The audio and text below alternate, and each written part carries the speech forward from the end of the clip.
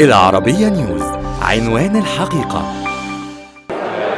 أصدقائي حبايبي باشمهندس محمد مراد خالد منتجين العمل، بقول لهم مبروك، بقول لكل صناع العمل وكل فريق العمل والممثلين والزملاء، بقول لهم مبروك مخرج، بقول لهم مبروك والف مبروك.